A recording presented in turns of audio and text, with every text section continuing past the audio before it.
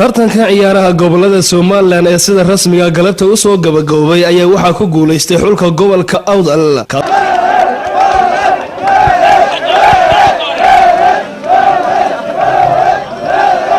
xulka gobolka Awdal kaasoo madaxweynaha jamhuuriyadda Soomaaliland mudane Axmed Maxamed Maxamuud Silaanya uu ka qayb galay ciyaartaasi dhexmar isla labada xul ee gobolka Awdal iyo Saaxil oo soo bandhigay ciyaar ay aad u soo dhaweeyeen dadweynaha kala duwan ee ka qayb galay iyo kuwii kala socday qaybaha kala duwan ee warbaahinta. ciyaartaasi u dhaxaysay gobolada Saaxil iyo Awdal ayaa ku bilaabatay jawi aad u dagan oo labada kooxoodba ay la yimaadeen ciyaar xamaasadeedu aad u sareysay kana muuqatay dardar iyo xirfad. haafkii hore ciyaarta ayaa xulka gobolka Awdal ay ku hogaamiyeen xulka gobolka Saaxil 2-0 taasoo ciyaarta wax ka bedeshay labadaasi gool. hase yeeshee xulka gobolka Saaxil ayaa la yimid ciyaar xamaasadeedu aad u sareyso oo ciyaaryahanada ku jiray garoonkaasi oo midba kale u dhiibayay baas si ay u keenaan gool, halka xulka gobolka Awdalna uu sii xajisanayay labadaasi gool iyo sidii uu guusha u xajisan lahaa. hase yeeshee haafkii dambe ciyaarta ayaa markii la isugu soo noqday waxa gool la yimi xulka gobolka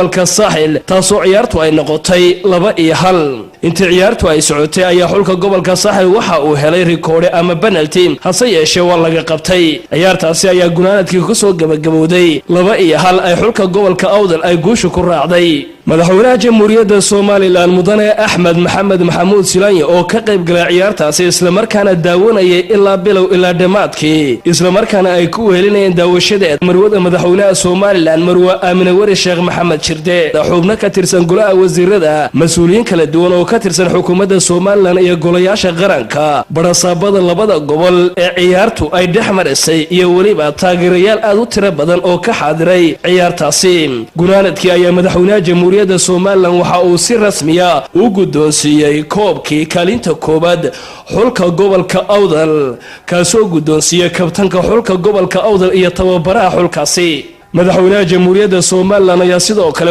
waxa uu koobkii kaalinta koobaad ee kubadda kolayga uu guddoonsiiyay xulka kubadda kolayga ee gobolka Saaxil oo habeenkii xalay hantiyay koobkaasi. sidoo kale madaxweynaha jamhuuriyadda Soomaaliland ayaa waxa uu abaalmarin ay wasaaradda ciyaaraha Soomaaliland ugu tala gashay oo guddoonsiiyay ciyaaryahanadii ugu fiicnaa intii uu tartanku socday, gaar ahaan ciyaartooygii ugu wanaagsanaa, kii ugu akhlaaqda badnaa, kuwa orodka iyo sidoo kale ciyaartooyo ay wasaaradda ciyaaraha Soomaaliland ay ku maamustay abaalmarin. geesta kale madaxweynaha jamhuuriyadda Soomaaliland waxa uu abaalmarino ay wasaaradda ciyaaraha Soomaaliland u garatay oo guddoonsiiyay wasiirka wasaaradda madaxtooyada mudane Maxamuud Xaashi Cabdi, wasiirka wasaaradda maaliyadda Marwo Samsam Cabdi Aadan iyo taliyaha ciidanka booliska Soomaaliland Sareeye Guuta Cabdilaahi Fadal Iimaan, kuwaasoo ku mutaystay intii uu tartanku socday doorkii muuqday ay ka ciyaareen.